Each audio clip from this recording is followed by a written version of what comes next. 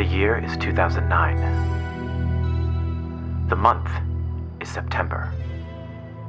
I am sitting in a nearly empty movie theater with my friends, and I am scared. I am scared because the movie we're watching is a scary movie. A scary movie called Jennifer's Body.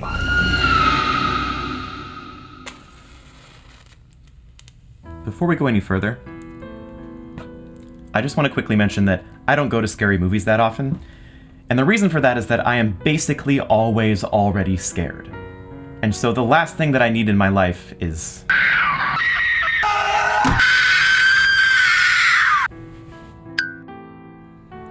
But over the years, I've come to realize just how much great cinema I've been missing out on.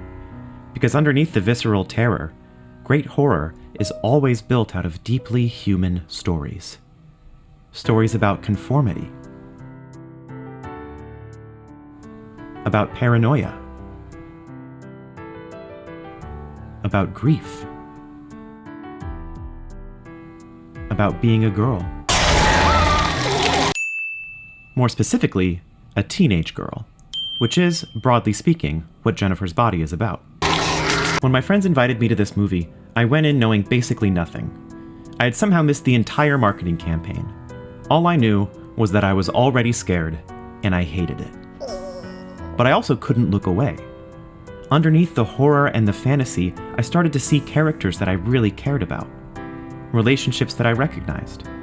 Also, I liked the part where the guy says, "Front butt." In Needy and Jennifer and Chip, I saw parts of my own teenage experience that I had never seen on screen before, with a level of emotional depth that you rarely see in genre films, along with a sense of humor that grew organically from the characters, an addictive soundtrack, a rich visual language. I had never seen anything like this, and yet it all felt intensely familiar. I left the theater believing I had borne witness to an actual, timeless masterpiece of filmmaking. I couldn't wait to get home, fire up my family's Dell computer, and dive into the J-bod internet discourse. Discourse that I was certain would be thoughtful and positive and reverent and validate everything that I already felt about... As you probably know already, that didn't happen. Basically everyone, critics and audiences, seemed to hate this movie. Which led me to ask a question. And it's a question that I've been pondering for 14 years now. Just like, what the fuck happened? Like, what? Why don't people love this movie?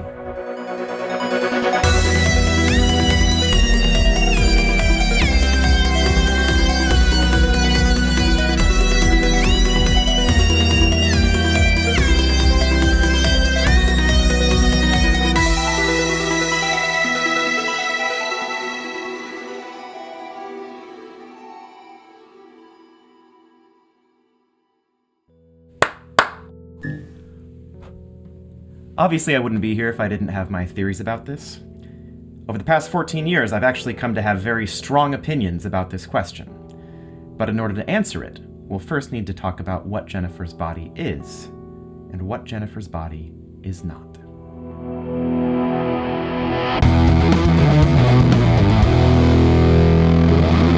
In the weeks after the movie was released, I spent a lot of time on IMDb and Rotten Tomatoes, reading literally every review written about this movie. And the thing that truly baffled me was not the bad reviews or the level of vitriol, because, you know, haters gonna hate. It was that even the positive reviews seemed to get this movie completely wrong. Roger Ebert, who is apparently a guy people have heard of and or care about, I don't know her, gave Jennifer's Body probably its highest profile positive review. He correctly observes that the movie was written with gleeful relish and is better than it has to be. But he also does some really weird shit, like going on this bizarre tangent about how it's cool and surprising that Megan Fox has a tattoo of a King Lear quote. Maybe he didn't get the memo, but it's possible to be really hot and really into Shakespeare. I know this for a fact, because I'm really into Shakespeare.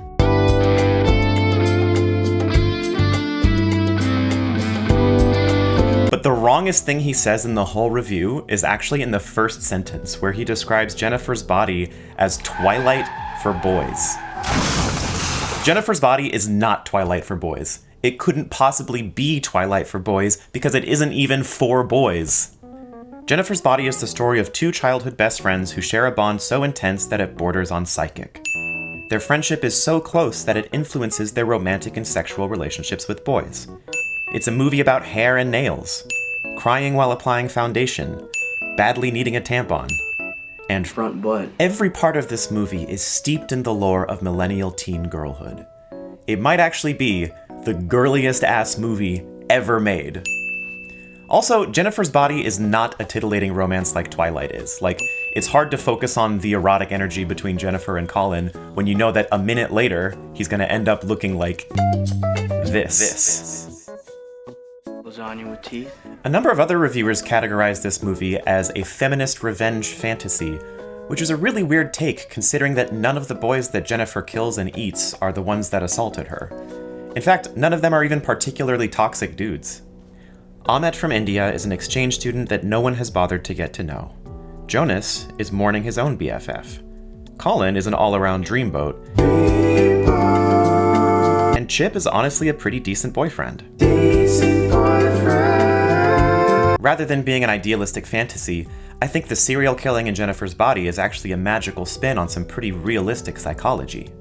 It reminds me of the ways that victims of abuse can sometimes knowingly or unknowingly continue the cycle of violence. And ever since then, I just knew what I had to do to be strong. Or the way that some teenage girls, in the throes of puberty, can experience an addicting kind of power that comes with their newfound sexual allure. And when I'm full, I'm like unkillable. In other words, it's not really about the dudes at all, which is maybe why every single reviewer in 2009 got it so wrong. By now, you might be wondering why I have invested so much time and care in a movie that was obviously made by, for, and about girls. Like most people named Kevin, I am not a girl, and I have two answers to this question. The first answer is, I don't know, it's just a great fucking movie, fuck off. But the other answer is that when I was growing up, I always had a bunch of really cool, close female friends. I don't really know how or why this happened, but it was definitely a thing. Like, here's a picture of me at a party in high school. When I watch Jennifer's Body, I feel like I'm seeing some of my best friends on screen, because I have seen Needy's story in real life. The story of a sweet, nice girl who gets pushed around so much that she eventually snaps in self-defense.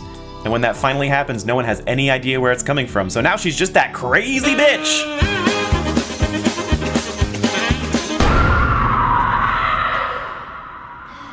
Jennifer's Body is the first time I have seen this kind of story treated this seriously and this sensitively in media.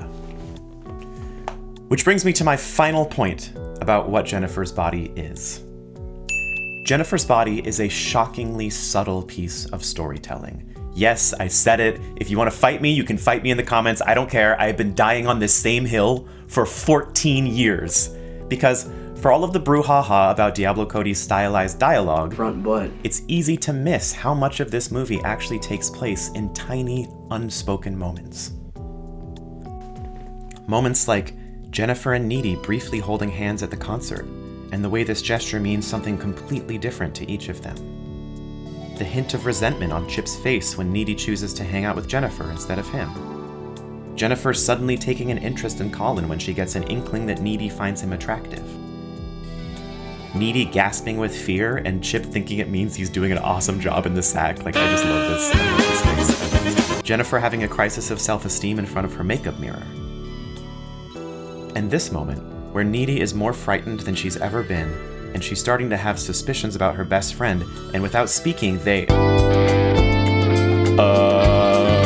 Okay, we should probably talk about this moment because it seems to be the only thing that a lot of people know or remember about this movie.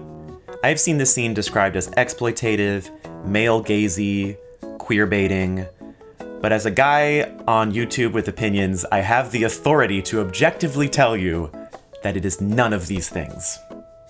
I think there are a couple different ways to read the attraction between Needy and Jennifer.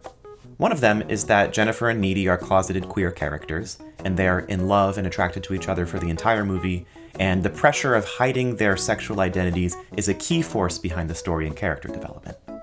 Carmen Maria Machado has a lovely essay on this perspective in the anthology It Came from the Closet, Queer Reflections on Horror, which I'll link to in the description. Machado sees the movie as being about what it means to experience parallel sexualities with your best friend as you punch through the last vestiges of childhood, and, significantly, the central body of water that is bisexuality. And I wish I could write a sentence that beautiful about being bisexual. There's another way to think about it, though. In interviews around the release of the movie, Diablo Cody and director Karyn Kusama both talked a lot about the intense magnetism that exists between teenage best friends. The girls who do everything together, talk on the phone for hours, have sleepovers. I think it's pretty common, even for people who grow up to identify as totally heterosexual, to share a kind of love that borders on obsession with a childhood friend. So this could be a scene between two people who have a genuine sexual attraction to each other. But it could also be a scene between someone who is desperate for approval and attention and affection, and her power-addicted friend who relies on that desperation and exploits it in the only way that she knows how. Or it could also be both. ¿Por qué no los dos? Whatever your interpretation is, this scene is clearly a nuanced, thoughtful, character-driven moment, and the fact that it also happens to kind of be really hot does not change that. On September 10th, 2009, Jennifer's Body premiered at the Toronto International Film Festival's Midnight Madness series. Because we live in the YouTube age, we actually have a few amateur videos from the premiere, and they're kind of incredible to watch. They feature an auditorium full of excited horror fans cheering for the filmmakers, thoughtful questions from the audience and the press about the themes of the movie and female representation in film. All evidence points to the film receiving a really warm reception. Watching them now feels like a glimpse into an alternate timeline. A timeline where the film received the kind of marketing and release that it deserved, and found its audience early on. But as you and I both know, we do not live on that timeline.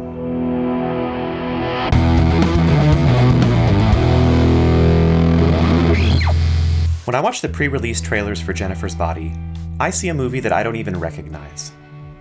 I see a movie that's all about Megan Fox, despite Amanda Seyfried being the actual protagonist.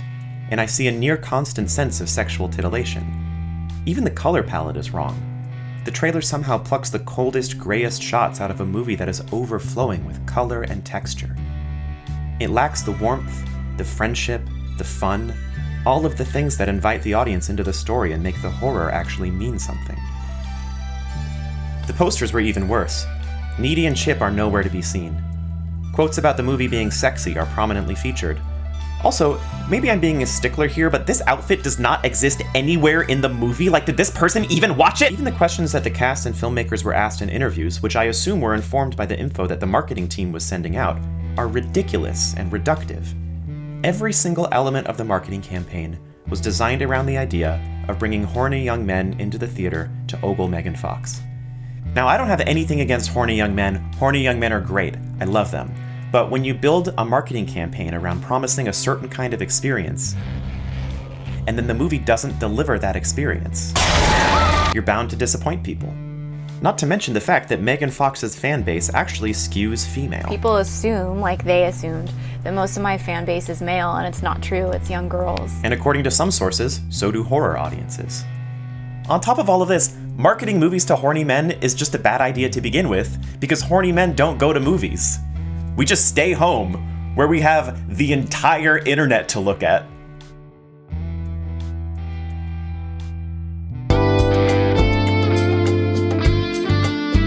Of course, this movie's poor reception isn't entirely the fault of bad marketing. I think Jennifer's Body was going to be a tough sell to begin with, because there's simply no template for a movie like this. It's not a terrifying slasher movie, and in my opinion, it's not even really a horror comedy.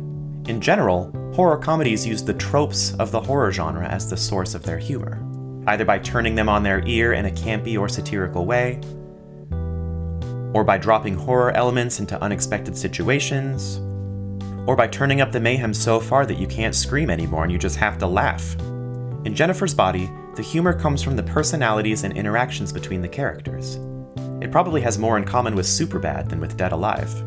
Honestly, Superbad for girls but with demonic possession and cannibalism is not a bad pitch for this movie, and Diablo Cody, if you want to hire me for the PR team for Lisa Frankenstein, you can just let me know in the comments. But the thing that really pulled me into this movie and made me fall in love with it from the very first viewing was how genuine it is. It's really not campy or satirical, and even though it's sometimes very silly, there is real emotion and sensitivity and heart flowing through every frame of every scene of this movie. even with the smartest, most sympathetic marketing team in the world, how could you ever capture that in a trailer? I haven't even gotten into the ridiculous backlash that Diablo Cody and Megan Fox were both facing right before the release of this film. And honestly, I don't really want to because it's awful, but suffice it to say that in 2009, the world was not ready for a movie like Jennifer's Body. 10 years later, things were a little different.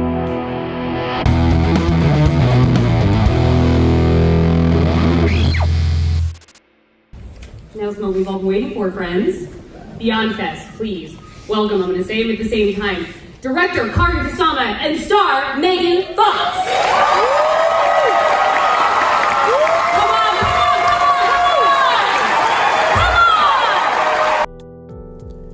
So this was taken after a screening of Jennifer's Body at Beyond Fest in LA just a few years ago. And I'm not gonna lie, the first time I saw this video, I got pretty emotional. This was taken just over 10 years to the day after the initial release of Jennifer's Body. And just listen to this shit. The people who love this movie fucking love it. So how did we get here?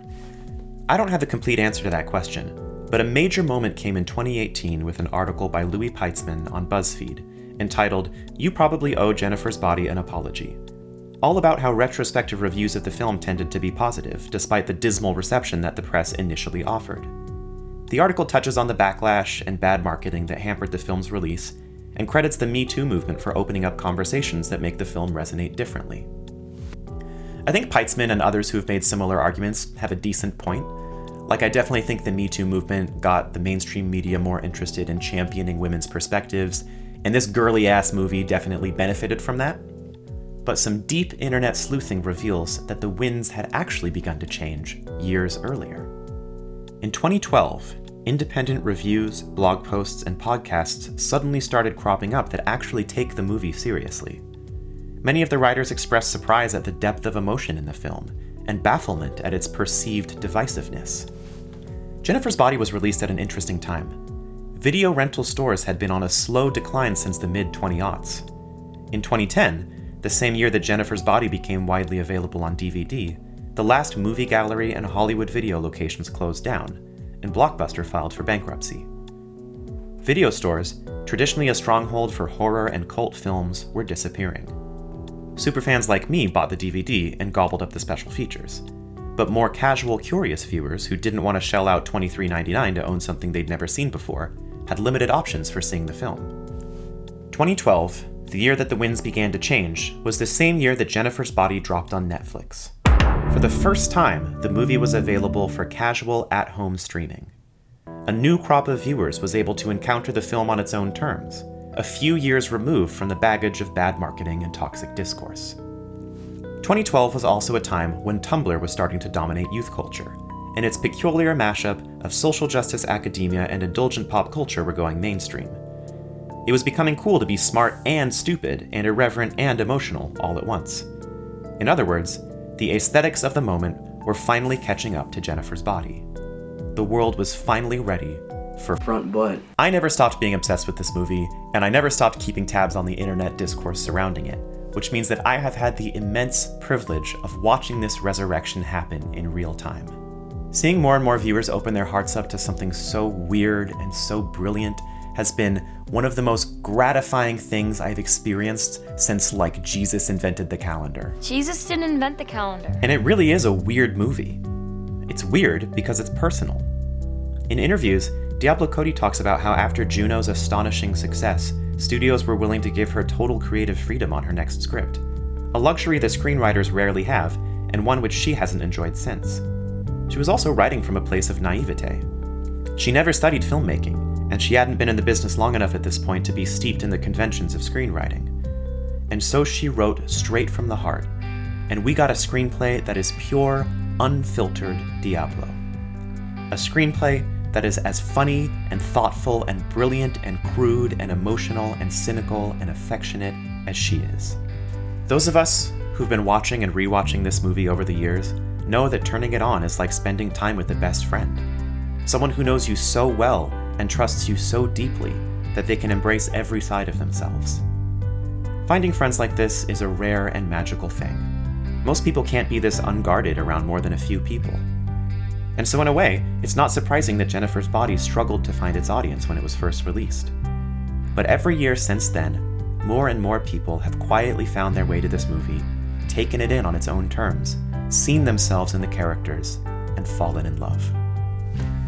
Every single article and blog post and podcast and Reddit thread and comment that I find singing the praises of this movie fills me with joy.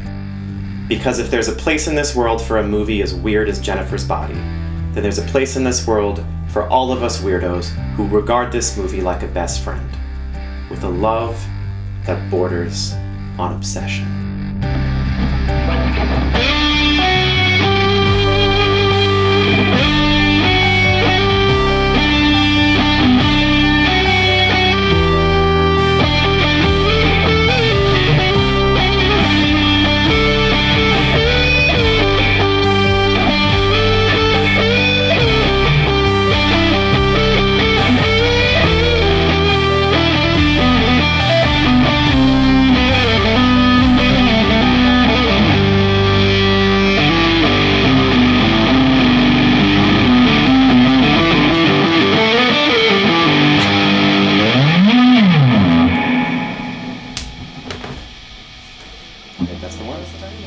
Boom goes the dynamite.